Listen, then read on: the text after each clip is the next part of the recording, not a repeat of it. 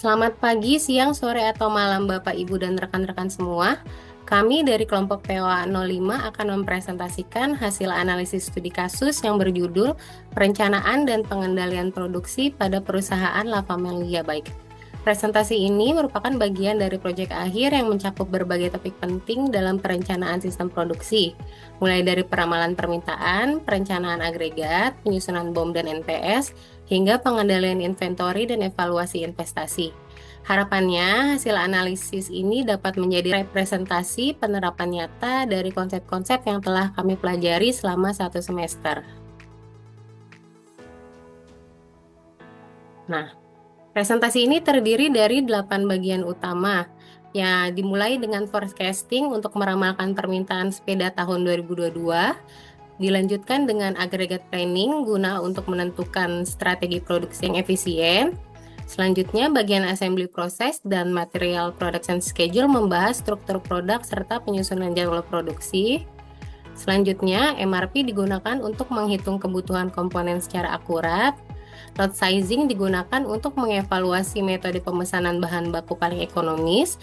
Lalu di bagian akhir kami membahas inventory control dan operation scheduling yang mencakup perhitungan kapasitas produksi harian, penjadwalan kerja tenaga engineer, analisis idle time, serta evaluasi profit untuk mendukung keputusan investasi pembangunan fasilitas baru. Jadi, La Familia Bike ini merupakan salah satu produk sepeda anak yang paling diminati di pasaran. Permintaan yang terus meningkat dari tahun ke tahun mendorong perusahaan untuk menyusun strategi produksi yang efisien dan responsif terhadap kebutuhan pasar. Tantangan utama yang dihadapi perusahaan itu adalah bagaimana meramalkan permintaan secara akurat, merencanakan kapasitas produksi secara tepat, serta mengatur alur material dan jadwal kerja agar seluruh proses berjalan optimal dan tepat waktu. Untuk itu, maka diperlukan perencanaan produksi yang terintegrasi mulai dari peramalan permintaan, perencanaan agregat, penyusunan struktur produk dan jadwal produksinya, hingga pengendalian inventory serta evaluasi investasi fasilitas. Nah, sebagai dasar analisis, digunakan data penjualan histori sepeda green bike dan yellow bike selama periode tahun 2019 hingga 2021 yang menunjukkan tren pertumbuhan penjualan dari tahun ke tahun. Data ini menjadi input utama dalam proses peramalan dan perencanaan produksi di perusahaan La Familia. Nah, forecasting atau peramalan merupakan langkah awal yang sangat krusial dalam proses perencanaan produksi. Tujuan dari forecasting ini adalah memperkirakan permintaan di masa depan berdasarkan data historis penjualan dan pola tren yang terjadi sebelumnya. Dalam studi kasus ini, dilakukan analisis terhadap data penjualan sepeda green bike dan yellow bike dari tahun 2019 hingga 2021 untuk memprediksi permintaan di tahun 2022. 4 metode forecasting yang digunakan adalah Time Series Decomposition atau TSD, Moving Average, Folks Method, dan Winters Method. Masing-masing metode ini dievaluasi menggunakan 3 ukuran akurasi yaitu MAPE, MAD, dan MSE. Nah, dari hasil evaluasi ini menunjukkan bahwa metode TSD menghasilkan nilai error yang paling kecil, yaitu MAPE sebesar 1,22, MAD sebesar 838,47 dan MSE sebesar 1.228.635.000. Dengan demikian, TSD dipilih sebagai metode peramalan paling optimal dalam memprediksi permintaan sepeda La Familia untuk tahun 2022. Setelah metode TSD ditetapkan sebagai metode forecasting paling optimal, selanjutnya kami melakukan proses disaggregate TSD untuk memperoleh estimasi permintaan bulanan tahun 2022. Pada tahap ini, kelompok kami hanya menggunakan data hasil forecasting untuk produk yellow bike sebagai dasar perhitungan karena yellow bike merupakan fokus utama perusahaan dalam studi kasus ini. Nah, estimasi permintaan bulanan dari yellow bike tersebut kemudian digunakan sebagai data utama dalam proses agregat planning. Namun dengan mempertimbangkan jumlah hari kerja, jumlah tenaga kerja, kapasitas produksi per orang, serta berbagai komponen biaya seperti biaya rekrutmen, PHK, overtime, subkontrak, dan penyimpanan, kami menyusun strategi perencanaan agregat yang paling efisien dan sesuai dengan kebutuhan operasional perusahaan. Nah, agregat planning ini merupakan perencanaan produksi secara keseluruhan yang bertujuan untuk menyeimbangkan antara permintaan dan kapasitas produksi dalam jangka menengah. Dalam studi kasus ini, kelompok kami mengevaluasi 4 strategi perencanaan agregat, yaitu Zero Inventory Plan, Constant Workforce Plan, Overtime plus Loss of Sale, Overtime plus Subcontract. Jadi berdasarkan hasil simulasi dan perhitungan, total biaya dari masing-masing strategi ini diperoleh bahwa ZIP menghasilkan biaya total paling rendah yaitu sebesar 208.393.877.922, sehingga perusahaan memilih ZIP sebagai pilihan yang paling ekonomis bagi perusahaan dalam memenuhi permintaan produksi sepeda Yellow Bike. Nah, dengan estimasi total penjualan sebesar 547.099 unit dan harga jual per unit sebesar 2.125.000, maka total pendapatan kotor yang diperkirakan mencapai segini. Nah, perbandingan antara pendapatan dan total biaya ini menunjukkan bahwa Zero Inventory Plan merupakan strategi yang paling menguntungkan untuk diimplementasikan bagi perusahaan. Nah, untuk topik selanjutnya akan dijelaskan oleh Novia Riri Anggraini. Terima kasih banyak. Baik, perkenalkan saya Novia Riri. Untuk selanjutnya kita akan membahas topik ketiga atau modul ketiga, yaitu assembly process. Assembly process ini merupakan proses perakitan di mana beberapa komponen atau bagian dirakit menjadi satu kesatuan untuk menjadi satu produk yang utuh. Biasanya hal ini dilakukan setelah semua komponen itu diproduksi dan merupakan tahap yang dilakukan sebelum produk itu siap untuk dipasarkan. Untuk proses perakitan ini kita rancang melalui Bill of Material atau BOM, Assembly Chart, dan juga Product Structure. Untuk Bill of Material atau BOM dapat dilihat pada layar. Di sini kita dapatkan data BOM dari Assembly Chart dan juga Product Structure, di mana berisi daftar lengkap semua komponen atau bagian yang dibutuhkan untuk merakit satu unit produk. Contohnya kita ingin merakit sepeda. Di sini kita bisa mengetahui berapa banyak jumlah rangka, ban, pedal, atau komponen-komponen lainnya yang dibutuhkan untuk membentuk satu produk tersebut. Dengan BOM ini, tim produksi itu bisa memastikan bahwa semua bahan yang diperlukan sudah tersedia sebelum proses perakitan itu dimulai. Yang selanjutnya adalah Assembly Chart.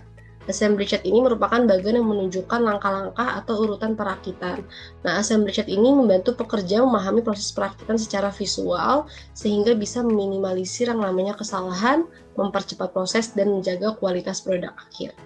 Nah, dapat dilihat pada layar, pada bagian Assembly Chart ini terlihat pada sisi yang paling kiri tersusun dari komponen-komponen yang paling sederhana, dan semakin ke kanan dia akan menjelaskan komponen-komponen yang semakin kompleks dan semakin kompleks.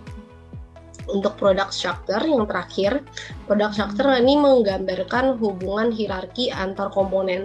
Jadi kita bisa tahu nih bagaimana yang harus dipasang terlebih dahulu dan bagaimana alurnya dari komponen yang paling sederhana hingga komponen yang paling kompleks.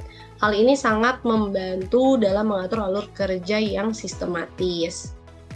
Di product structure ini terbagi menjadi beberapa level tentunya, dari level 0, 1, 2, 3, 4, 5, 6, di mana level 6 ini merupakan tersusun dari komponen-komponen dasar hingga pada akhirnya di level 0 merupakan komponen yang paling kompleks atau biasa disebut dengan finish good. Untuk selanjutnya adalah topik keempat, yaitu Master Production Schedule atau MPS. MPS ini adalah ibaratnya itu panduan utama untuk menentukan apa sih yang akan diproduksi, berapa banyak, dan kapan produk itu harus diproduksi. Di sini kami menyusun MPS berdasarkan data forecasting di tahun 2022. Nah, di awal tahun itu perencanaan dapat dilihat pada layar, perencanaan berjalan cukup stabil. Tapi kalau kita lihat di akhir tahun ini muncul beberapa data yang minus, contohnya di bulan Oktober hingga Desember. Hal ini menunjukkan adanya kekurangan stok. Penyebabnya kemungkinan karena permintaan yang sangat tajam, sementara kapasitas produksi itu belum disesuaikan, sehingga safety stock yang tersedia tidak cukup. Hal ini akan menjadi catatan penting bagi perusahaan untuk mengevaluasi kembali kapasitas produksi dan mempertimbangkan penambahan safety stock agar bisa mengantisipasi lonjakan permintaan dengan lebih baik lagi. Perusahaan perlu mengevaluasi kapasitas dan safety stock. Nah, MPS ini disusun berdasarkan forecast pesanan pelanggan serta mempertimbangkan lead time dan lot size untuk efisiensi produksi. Untuk materi selanjutnya akan disampaikan oleh rekan saya. Terima kasih. Selamat pagi, siang, dan malam. Perkenalkan, nama saya Wahyu Prasetyo dengan NIM 26023-25816. Di sini saya akan menjelaskan topik kelima tentang MRP atau Material Recruitment Planning. MRP sendiri adalah sistem perencanaan kebutuhan material yang bertujuan memastikan bahan baku tersedia tepat waktu untuk proses produksi dan pengiriman produk. Sistem ini membantu menghindari kekurangan atau kelebihan persediaan serta mengoptimalkan jadwal produksi. MRP ini menyangkut dengan MPS atau Master Production Schedule untuk produk jadi, yaitu La Familia Bike, khususnya warna yellow bike ya. Yang telah kita hitung sebelumnya, yang MPS ini berisi periode, Master Schedule, dan Forel. Selanjutnya, perhitungan MRP untuk komponen level 1 yang kita bisa lihat di bawah ini.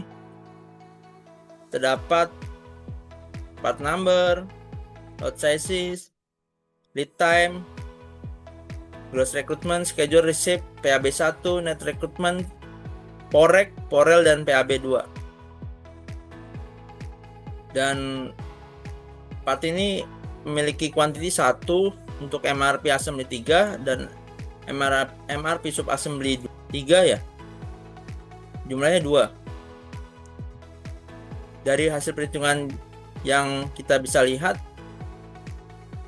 MRP ini menunjukkan kebutuhan material yang detail setiap periode sehingga produksi dapat direncanakan lebih akurat untuk menghindari kelebihan maupun kurang stok dan memastikan bahwa produk itu tepat waktu sampai kepada customer. Selanjutnya akan dijelaskan topik ke-6 atau lot sizing. Lot sizing sendiri adalah metode perencanaan produksi untuk menentukan jumlah unit yang harus dipesan atau diproduksi dalam satu waktu atau siklus produksi. Bisa dilihat dari gambar analisis lot sizing dan strategi produksinya. Dalam praktikum ini kami menganalisis 4 metode untuk perhitungannya ya. Di sini dari 4 metode itu antara lain Silver Mill, List Unit Cost, Part Periode Balancing, dan Wagner Wittin dihasilkan nilai yaitu 2.016.000.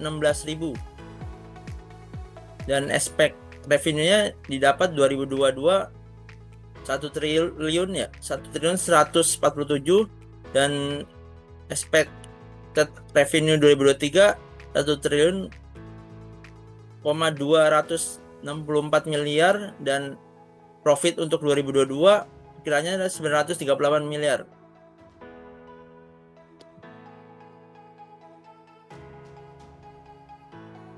Kalau kita sudah lihat di sini dan jumlah produksi dan expected revenue sebenarnya sudah bisa ya kita untuk membangun pabrik atau membangun gudang.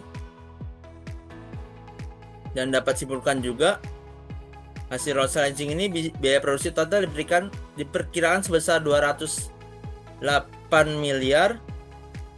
Dengan mempertimbangkan forecast penjualan kapasitas produksi, perusahaan disarankan bisa membangun pabrik karena nilai profit tertinggi yaitu 938.726 juta 162.000 ya. Cukup sekian dari saya dan bisa dilanjutkan oleh Saudara Bagus. Halo rekan-rekan sekalian, Nama saya Bagus Itikat. Kali ini saya akan menerangkan tentang topik 7 dan topik 8. Kita mulai dari topik 7 yaitu mengenai inventory control. Inventory control sendiri yaitu adalah proses pengelolaan dan pengawasan persediaan barang di perusahaan untuk memastikan stok tersedia dalam jumlah, waktu, dan tempat yang tepat. Tujuannya adalah untuk menjaga kelancaran operasional dengan meminimalkan kelebihan dan kekurangan stok serta meningkatkan efisiensi penggunaan sumber daya.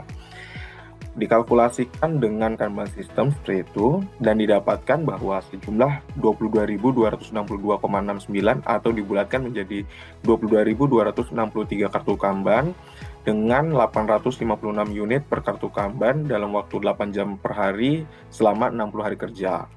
Dan didapatkan inventory maksimum sebesar 745.586 unit dari keseluruhan unit yang diproduksi dan dirakit.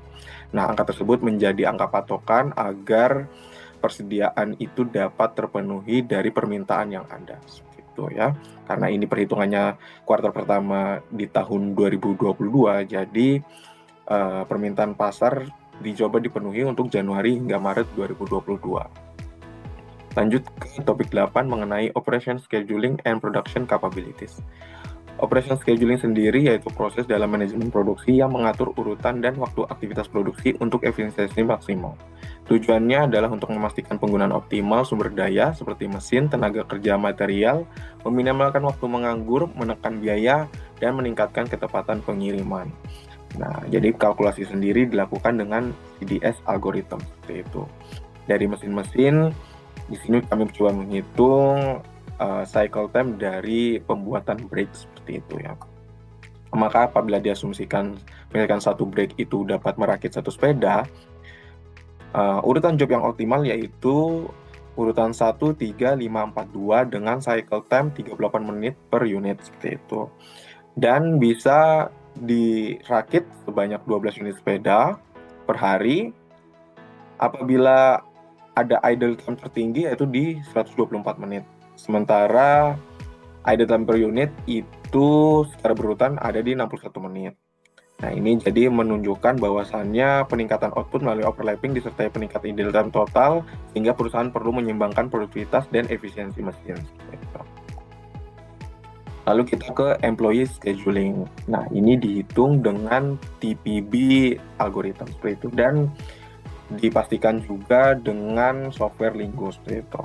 Jadi didapatkan bahwasannya jumlah tenaga kerja yang optimal itu sebanyak 85 orang yang untuk memenuhi pekerja itu perharinya berbeda-beda dari 55 sampai 65 pekerja.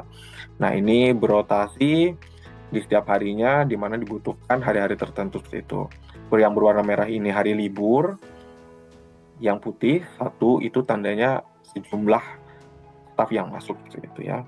Nah, lalu dari segi penggajiannya diasumsikan bahwasannya sebulan itu perusahaan membutuhkan sekitar 430.727.385 rupiah. Nah, ini menjadikan skema ini efisien secara operasional dan biaya. Lalu kita ke alokasi jadwal kerja optimum operator harian dan analisis kemampuan produksi. Nah, dari sini bisa kita lihat bahwasannya apabila tadi produksi satu sepeda tadi diasumsikan dari pembuatan brake seperti itu ya. Jadi apabila menghitungnya itu dimulai ketika menyelesaikan satu produk itu, maka di bulan-bulan tertentu yaitu bulan Maret, bulan Mei, bulan Agustus, September, dan November saja yang bisa memenuhi stok berdasarkan MRP-nya. Namun apabila perhitungan ini dimulai sebelum produksi itu dimulai, maka dalam tahun 2022 bisa dipastikan kapabilitas perusahaan dapat memenuhi sesuai dengan MRP yang telah dihitung seperti itu ya. Jadi pendekatan ini merupakan pendekatan overlapping yang mampu memenuhi kebutuhan safety stock di seluruh bulan sehingga lebih aman dan efisien dalam menghadapi fluktuasi permintaan seperti itu.